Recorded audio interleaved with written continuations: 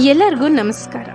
ನಾವೆಲ್ಲರೂ ಏಕದಂತಾಯ ವಕ್ರತುಂಡಾಯ ಗೌರೀತನಯಾಯ ಧೀಮಹಿ ಅಂತ ಕೇಳೇ ಇರ್ತೀವಿ.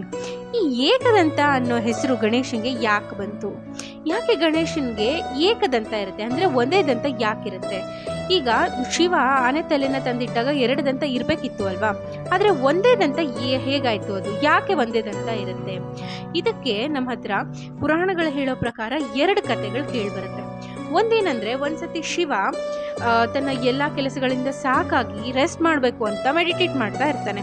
ಆಗ ಗಣೇಶನ್ ಹೇಳಿರ್ತಾನೆ, ಯಾರನ್ನು ನನ್ನ ನೋಡೋಕೆ ಬಿಡಬೇಡ ಅಂತ. ಆಗೇನಾಗುತ್ತೆ, ಪರಶುರಾಮರು ಶಿವನ್ನ ನೋಡೋಕೆ ಬರ್ತಾರೆ. ಆಗ ಗಣೇಶ ಪರಶುರಾಮರನ್ನ ತಡಿತಾನೆ. ಆಗ ಪರಶುರಾಮ ಮತ್ತು ಗಣೇಶರ ಮಧ್ಯದಲ್ಲಿ ಯುದ್ಧ ಆಗುತ್ತೆ. ಆ ಯುದ್ಧದಲ್ಲಿ ಪರಶುರಾಮರು ತಮ್ಮ ಪರಶುವಿನಿಂದ ಗಣೇಶನ ಒಂದು ದಂತನ ಕತ್ತರಿಸಿದ್ರು ಅನ್ನೋಂಥದ್ದು ಒಂದು ಕತೆ. ಇನ್ನೊಂದು ಕತೆ ಏನಪ್ಪ ಅಂತ ಅಂದರೆ, ನಿಮ್ಮೆಲ್ಲರ ಅಚ್ಚುಮೆಚ್ಚಿನ ಮಹಾಭಾರತದ ಕತೆ ಅದು. ಈಗ ನಮ್ಗೆಲ್ಲರಿಗೂ ಗೊತ್ತಿರೋ ಹಾಗೆ ಮಹಾಭಾರತ ಬರೆದಿದ್ಯಾರು? ವೇದವ್ಯಾಸರು ಅಲ್ವಾ? ವೇದವ್ಯಾಸರು ಗಣೇಶನ ಕೈಯಲ್ಲಿ ಮಹಾಭಾರತ ಬರ್ಸಿದ್ರು ಅಂತಾನೂ ನಮ್ಗೆ ಗೊತ್ತಿದೆ. ಆ ಬರೆಸ್ಬೇಕಾದ್ರೆ ಗಣೇಶ ಒಂದು ಷರತ್ತನ್ನ ಹಾಕ್ತಾರೆ.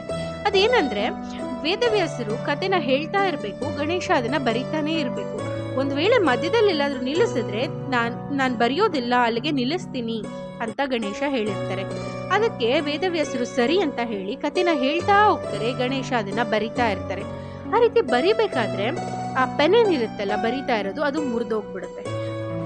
ಆಗ ವಿನಾಯಕ ತಮ್ಮ ಒಂದು ದಂತವನ್ನ ಮುರಿದು ಮಹಾಭಾರತದ ಕಥೆಯನ್ನ ಬರೆದು ಮುಗಿಸ್ತಾರೆ. ಈ ಮಹಾಭಾರತ ಅನ್ನೋ ಮಹಾಕಥನ ಯಾಕೆ ಇಷ್ಟೊಂದು ಫೇಮಸ್, ನಮ್ಗೆಲ್ಲರೂ ಯಾಕೆ ಇಷ್ಟೊಂದು ಇಷ್ಟ? ಯಾಕಂದ್ರೆ ಅದನ್ನ ರಚಿಸಿರೋದು ವೇದವ್ಯಾಸರು, ಹಾಗೆ ಅದನ್ನ ಬರೆದಿರೋದು ವಿಘ್ನೇಶ್ವರ. Thank you.